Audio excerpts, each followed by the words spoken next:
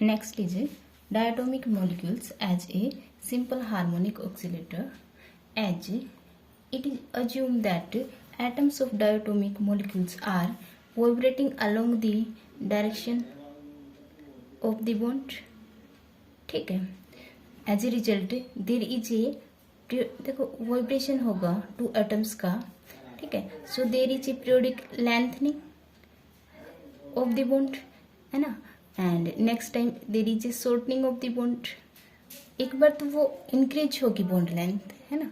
And next time there is a decreasing of bond. So we can say there is a periodic lengthening और shortening of the bond length.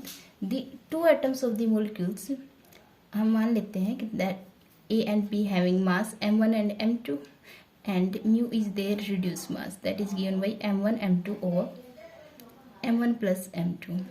ठीक है. और जो bond है क्योंकि इसमें कम जो लेंथनिंग हो रही है, ठीक है, इंक्रीज बॉन्ड लेंथ हो रही है and then it is decreasing. So we can हम कंसिडर करते हैं कि जो मॉलिक्यूल्स है ये एक स्प्रिंग टाइप इसमें एक बॉन्ड है. ठीक है. Consider join by A spring. जो एटम्स हैं that is consider join with A spring of and having spring constant के. ठीक है. सो जो हमें अब वाइब्रेशनल स्पेक्ट्रा में जो एनर्जी मिलती है that is near infrared spectra मिलता है. ठीक है. Due to the vibration of the nuclei इनका वाइब्रेशन होता है जिस वजह से जो एनर्जी लेवल्स में जो एनर्जी मिलती है that is in near infrared region. There is a vibration in the bond. ठीक है. या we can say there is vibration in the bond length. So molecules can be treated as harmonic oscillator. ठीक है. Harmonic oscillator. And जो vibrational जो spectrum है ये सिर्फ उन्हीं मॉलिक्यूल्स का मिलता है that having permanent dipole moment. Permanent dipole moment and like HCl. ठीक है.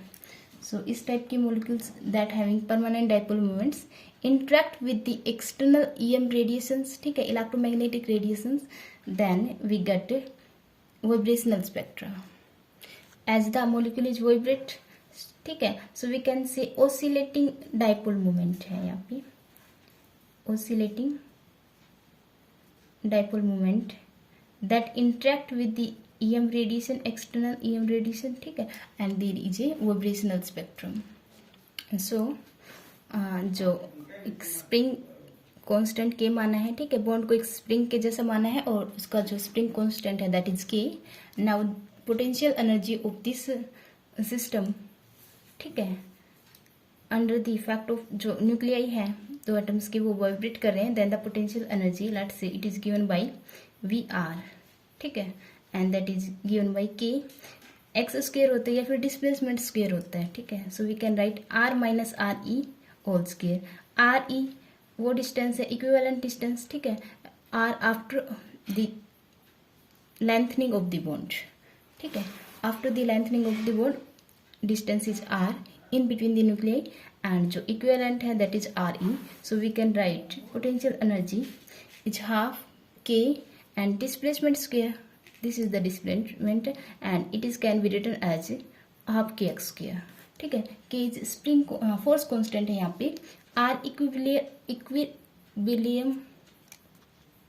equilibrium internuclear distance है. ठीक है. and x displacement x is R minus RE हमने डिस्प्लेसमेंट लिया है. ठीक है. सो द स्क्रोडिंजर इक्वेशन क्या होगी wave equation that is T2 psi by dx square plus 8 pi square. Two atom system है. ठीक है. There is reduce mass right. E minus V in place of V we can write half K x square and psi equal to 0. ठीक है. अंदर multiply करते हैं. D2 psi over dx square plus 8 pi square mu E over H square minus 4 पाई square mu के x square by H square psi equal to 0. Okay, now alpha, let's this is alpha constant and ये जो constant है let alpha is 8 pi square mu e by h square. ठीक है, and एक another constant beta is under root 4 pi square mu k over h square. ठीक है, now the equation becomes as d2 psi over dx square plus alpha minus beta square X square psi equal to 0. ठीक है, now इसको further solve करने के लिए एक dimensionless independent variable consider करते हैं, that is root beta into x. X is root beta into x and further d2 over D x square की जगह यूज करेंगे beta d2 over D x आई square. ठीक है, now this equation becomes as, this equation let say it is first equation, this becomes as beta d2 psi over D x I square plus alpha minus beta square x I square over beta into psi equal to 0. Now beta से अगर divide करते हैं then we get d2 psi over D x I square plus alpha by beta minus x I square only X I square into psi equal to 0. ठीक है, so this is a differential equation, second order differential equation, and let's solution of this equation is psi is function of xi, that is a constant c, a function of xi and e raised to power minus xi square by 2. ठीक है, let's say it is equation third. Okay, and it is second and it is third. ठीक है, अब इस solution को इस equation में रखते हैं, देन वी गेट d2. देखो साई की जगह हम u का फंक्शन रखेंगे, u over D x I square minus 2 X I D U over D x I plus alpha by beta minus 1 u equal to 0. ठीक है, नाउ ये कांस्टेंट है, इसको रिप्लेस करें अल्फा बाई बीटा माइनस 1 को replace करें 2v से and alpha by beta becomes 2v plus 1. ठीक है, नाउ और जो u है u x i is replace by H we x i. ठीक है, ताकि हम हर्माइट पोलिनोमियल बना सकें इसे. Now this equation becomes Hermite differential equation. देखो u की जगह हम एच वी रखेंगे then it is similar to Hermite differential equation. ठीक है, d2 H we x I over D x I square minus 2 X I H we x I over D x I plus 2v,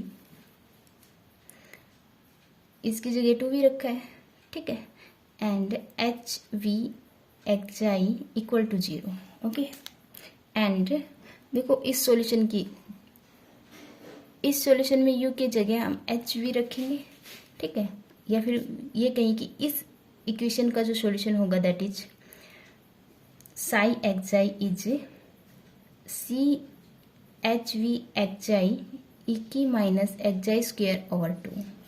ठीक है, और this solution is acceptable only for v is 0 1 2 3 and so on. ठीक है, integers अगर हो, और जो हमने यूज किया है दैट इज अल्फा और beta minus 1 equal to 2v use किया है. ठीक है, so we get alpha by beta is 2v plus 1. ठीक है, so we get alpha by beta is 2v plus 1. ठीक है, v और न्यू में कंफ्यूजन नहीं रखना है. अब अल्फा और बीटा की जो कांस्टेंट वैल्यू हमने ली थी after placing the value of alpha and beta, we get h square over 2 pi, ठीक है, वो बीटा स्क्वायर माना था, देन बीटा की जो वैल्यू होगी that is 2 pi mu K over H is equal to 2v plus 1, ठीक है, and here 2 common and we get v plus half. After solving that we get E is h over 2 pi under root k over mu v plus half. Okay, but जो 1 over 2 pi है under root k by mu, ये है nu oscillations, ये classical frequency of oscillator है, ठीक है, classical frequency of oscillator. So इसकी जगह हम न्यू ऑसिलेशन रखेंगे, oscillator. So energy becomes H nu oscillation and V plus half, ठीक है.